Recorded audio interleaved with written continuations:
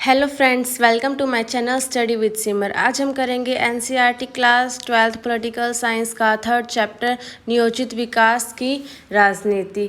हम इसका आज फर्स्ट पार्ट करेंगे, नेक्स्ट वीडियो में इसका सेकंड पार्ट करेंगे। तो आइए स्टार्ट करते हैं। तो सबसे पहले यहाँ पे एक उड़ीसा का एग्जाम्पल दिया हुआ है कि जो विश्वव्यापी इस्पात की मांग बढ़ी तो ये पाया गया कि उड़ीसा में लोयस्क पाए जाते हैं। तो फिर वहाँ की जो राज्य सरकार थी उसने भी इस अवसर को भूनना चाहा, यानी इस लोयस्क का यूज़ करना चाहा।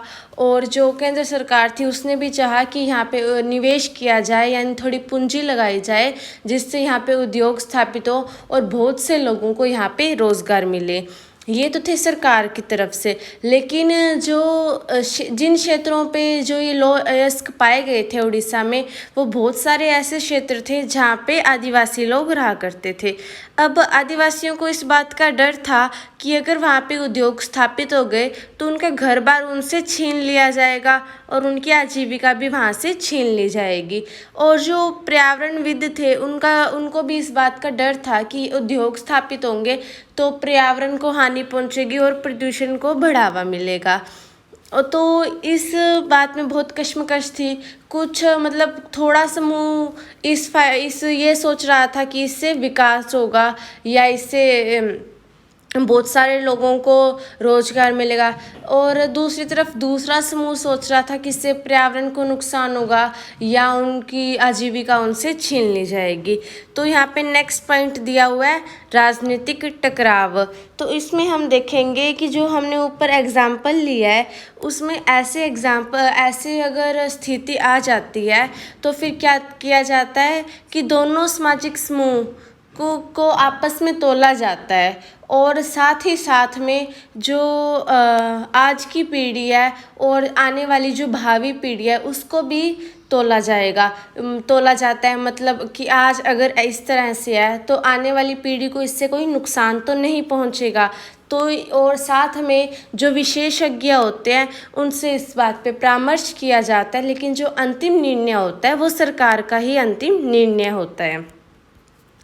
आगे दिया हुआ है कि जो पहली बात तो ये थी कि अगर यहाँ पे विकास होगा यानी हम विकास करेंगे तो ये जो इसका जिम्मा है सरकार द्वारा लिया जाएगा। सरकार इसे उद्योगपतियों या फिर जो निजी क्षेत्र है, जो कृषक है, उन पे नहीं छोड़ सकती है, क्योंकि जो ये उद्योगपति होंगे या जो निजी क्षेत्र होंगे वो सिर्फ खुद का तो विकास कर लेंगे, लेकिन इससे पूरे राष्ट्र का, पूरे समाज का विकास नहीं हो पाएगा, और जो गरीब लोग हैं वो गरीब ही गरीब रह जाएंगे।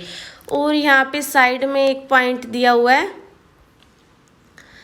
वामपंथी और दक्षिणपंथी का। तो ये वामपंथ और दक्षिणपंथ होता क्या है? वामपंथ यहाँ पे दिया हुआ है, वामपंथ उन लोगों की तरफ से संकेत किया जाता है जो गरीब और पिछड़े समूह की तरफदारी करते हैं और उनके फ़ायदे के लिए आवाज़ उठाते हैं।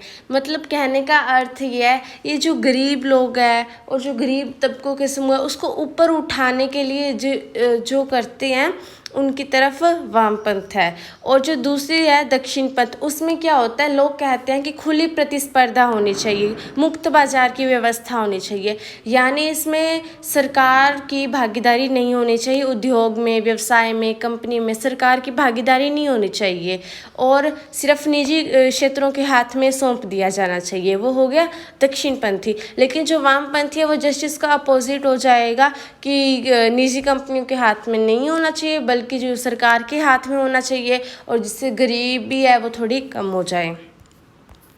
और यहाँ पे दिया हुआ है विकास की धारणाएं।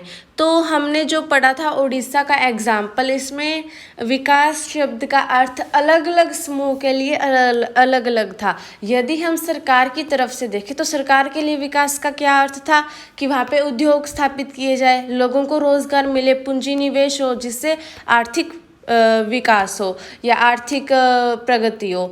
और यदि हम विकास का अर्थ उन आदिवासियों के लिए देखें तो उनके लिए थोड़ा अलग था। उनके लिए क्या था कि वहाँ पे उद्योग स्थापित नहीं होने चाहिए, जिस कारण से उनकी आजीविका बनी रहनी चाहिए।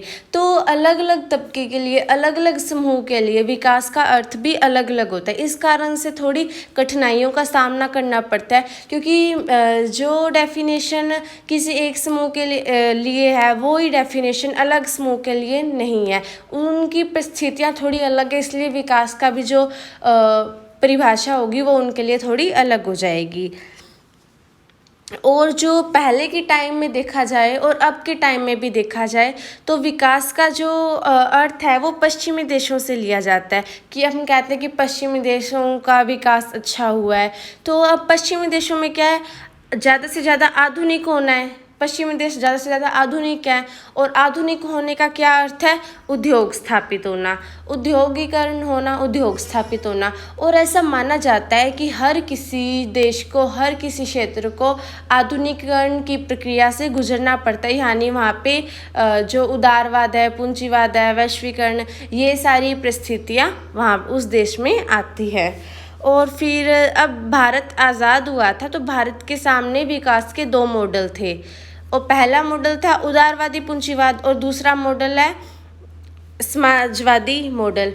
इसके बारे में आपने पढ़ा है तो अच्छी बात है, वैसे मैं इसके बारे में थोड़ा सा बता देती हूँ। जो उदारवादी पूंजीवाद है उसमें क्या होता है, मुक्त बाजार की व्यवस्था होती है, और जो कंपनियां होती हैं और जो उद्योग होते हैं उनके जो मालिक होते हैं वो जो निजी कंपनियों के हाथ में होता है। यानी कोई प्राइवेट कंपनियां होगी वो पूंजीवादी में आएंगी, जैसे कि यूएसए में जो सारी कंपनियां हैं, सारे व्यवसाय उद्योग हैं, वो कोई भी उद्योग सरकार के हाथ में नहीं है, वो सभी के सभी निजी कंपनियों के हाथ में, निजी व्यक्तियों के हाथ में, सरकार के हाथ में नहीं है। यदि इसी और समाजवादी मॉडल को देखा जाए तो उसमें जस्ट इसका अपोजिट है।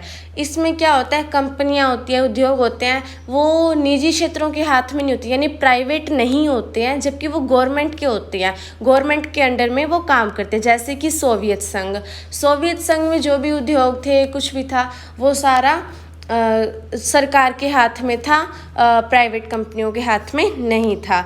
और इसमें विश्व शीत युद्ध का भी दौर आया था। जो अपनी दूसरी बुक है उसमें शीत युद्ध पे पूरा एक चैप्टर है, उसमें आप पढ़ेंगे तो और ज़्यादा इसका क्लियर हो जाएगा आपको। और यहाँ पे आगे दिया हुआ है कि आज़ादी के बाद ये बात तो तय थी कि जो गरीबी मिटाना है और जो सामाजिक आर्थिक पुनर्वितरण है वो सारा उसका जिम्मा है जो सरकार के पास होगा, ना कि जो उद्योगपति है या फिर जो कृषक है इनके हाथ में होगा। क्योंकि जो दूसरे लोग होंगे, यानी जो प्राइवेट निजी लोग होंगे, वो क्या करेंगे, खुद का तो विकास कर लेंगे, लेकिन जो गरीब तबके हैं उनका विकास नहीं कर पाएंगे। इस कारण से वो और ज़्यादा गरीब होते जाएंगे और उन दोनों के बीच में खाई बढ़ जाएगी। जबकि जो सरकार होगी वो जो गरीब है उस तबके को थोड़ा ऊपर उठाएगी और थोड़ा काबिल बनाएगी। और यहाँ पे आगे दिया हुआ है नियोजन। तो यहाँ पे दूसरी बातों पे चाहे सभी मतभेद पाया जाता था। मतलब अगर हम देखें कि विकास की धारणा में, तो विकास के लिए हर किसी की अलग अलग डेफिनेशन थी। और फिर अगर हम देखें पूंजीवादी और समाजवादी में, तो वो भी चाहते थे कोई पूंजीवादी हो, कोई कहता था समाजवादी होना चाहिए, कोई कहता था उद्योग स्थापित होना चाहिए, कोई कहता था कृषि होनी चाहिए।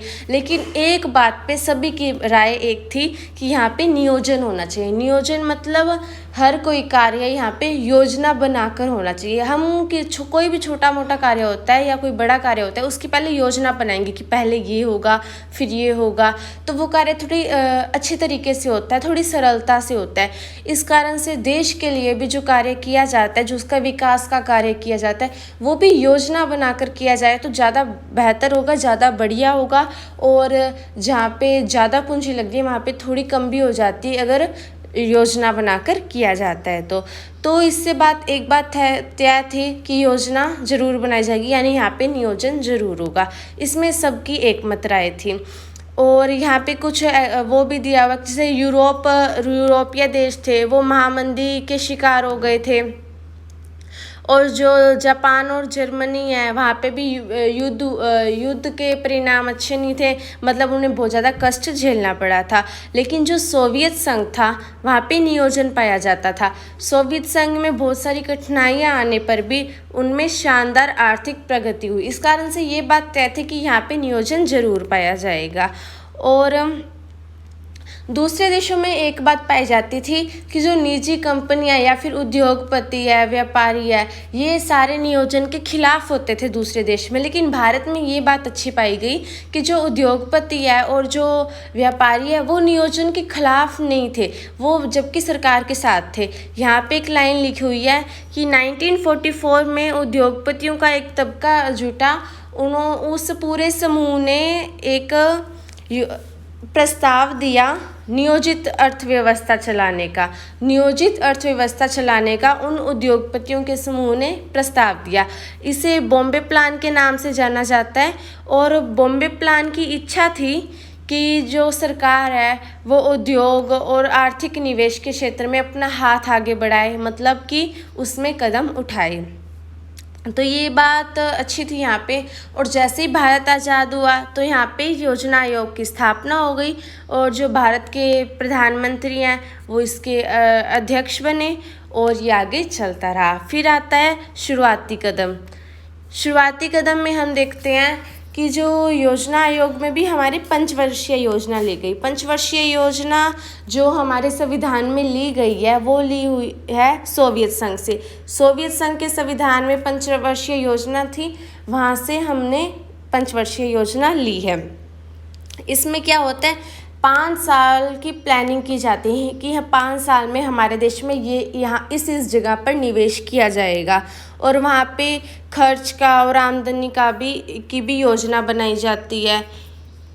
और इसमें गैर योजना व्यय भी होता है। गैर योजना व्यय क्या मतलब है, किसी चीज़ की योजना नहीं बनाई है लेकिन उस पर व्यय करना किया जा सके, इस कारण से गैर योजना व्यय भी होता है।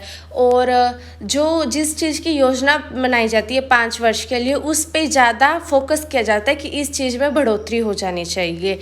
तो यहाँ पे प्रथम पंचवर्षीय योजना, द्वितीय पंचवर्षीय योजना के बारे में थोड़ा दिया हुआ है, हम ये भी देख लेते हैं।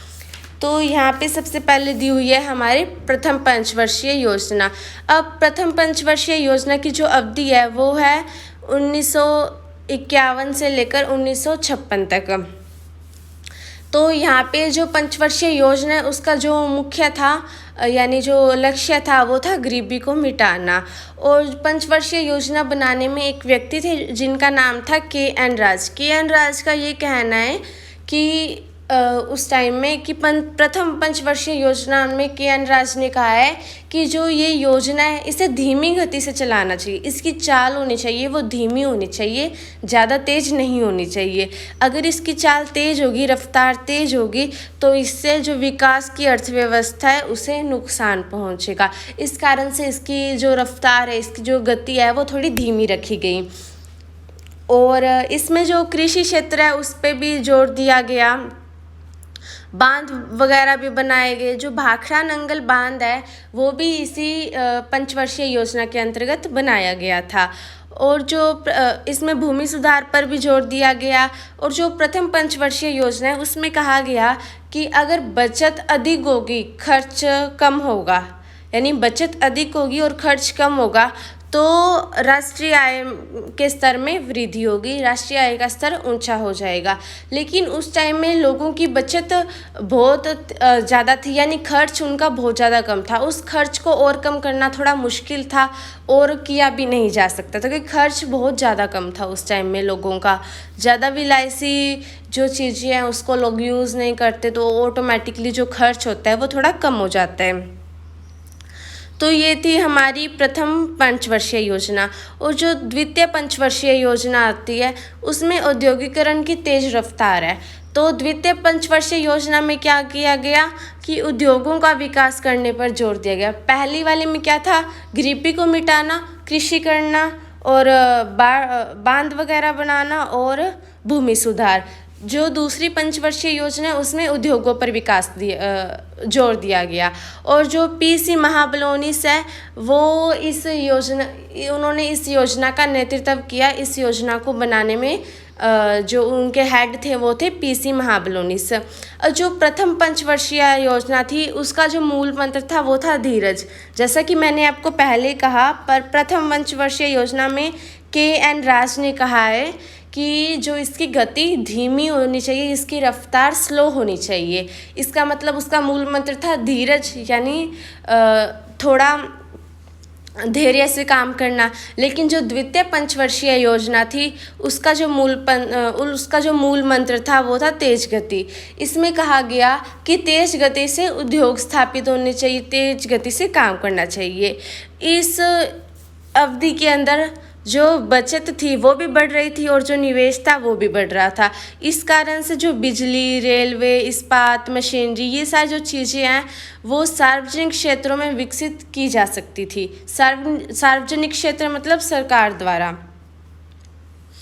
और लेकिन इसमें कुछ समस्याएं भी फेस करनी पड़ी। जो उद्योग स्थापित हुए इसमें बहुत सारी समस्या हमें देखने को मिलती है। जैसे कि हम सभी जानते हैं उस टाइम में भारत प्रौद्योगिकी के क्षेत्र में पिछड़ा हुआ था, उसमें इतनी ज़्यादा प्रौद्योगिकी नहीं पाई जाती थी। इस कारण से उसे दूसरे देशों से यानी विश्व बाजार से प्रौद्योगिकी खरीदनी पड़ी। खरीदने के लिए क्या चाहिए?